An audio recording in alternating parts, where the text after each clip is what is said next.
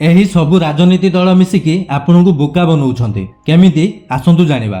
ଯେତେବେଳେ ବିହାରରେ ଗଛ କଟାଯାଏ ସେତେବେଳେ କଂଗ୍ରେସ ବିରୋଧ କରିଥାଏ ଏବଂ ଯେତେବେଳେ ହାଇଦ୍ରାବାଦରେ ଗଛ କଟା ହୁଏ ସେତେବେଳେ ବିଜେପି ବିରୋଧ କରିଥାଏ। ଦର୍ଶକ ବନ୍ଧୁ, ମଜାଦାର କଥା ହେଉଛି ଲୋକମାନେ ଭାବୁଛନ୍ତି ଯଦି କଂଗ୍ରେସ ଜିତିବ ତେବେ ଦେଶ ବଦଳିଯିବ। ସେମିତି ଯଦି କୌଣସି ରାଜ୍ୟରେ ବିଜେପି ସରକାର ଆସିବ ତେବେ ସବୁ କିଛି ଠିକ ହୋଇଯିବ। କିନ୍ତୁ ଅସଲ କଥା ହେଉଛି ଯେ ପର୍ଯ୍ୟନ୍ତ ଆମେ ବଦଳିବାନି ସେ ପର୍ଯ୍ୟନ୍ତ କିଛି ବଦଳିବ ନାହିଁ ଏବଂ ଏହାର ପ୍ରମାଣ ହେଉଛି ହିମାଚଳ ପ୍ରଦେଶ। ପ୍ରତ୍ୟେକ ନିର୍ବାଚନରେ ସରକାର ବଦଳିଥାଏ କିନ୍ତୁ ସବୁକିଛି ଯେମିତିକି ସେମିତି ଆଗ ଭଳି ରହିଥାଏ ଏବଂ ଆଜିକାଲି ବିରୋଧୀ ଦଳ ସବୁଥିରେ ଆଡାନୀକୁ ସାମିଲ କରୁଛନ୍ତି। କିନ୍ତୁ ପଶ୍ଚିମବଙ୍ଗରେ ମମତା ଦିଦି ପୋର୍ଟର କଣ୍ଟ୍ରାକ୍ଟ ଆଡାନୀଙ୍କ ପୁଅକୁ ଦେଇଛନ୍ତି। ସେମିତି ତେଲେଙ୍ଗାନାରେ ମଧ୍ୟ କଂଗ୍ରେସ ସରକାର ଆଡାନୀଙ୍କ ସହ 12,400 କୋଟି ଟଙ୍କାର MOU ସାଇନ୍ କରିଛନ୍ତି।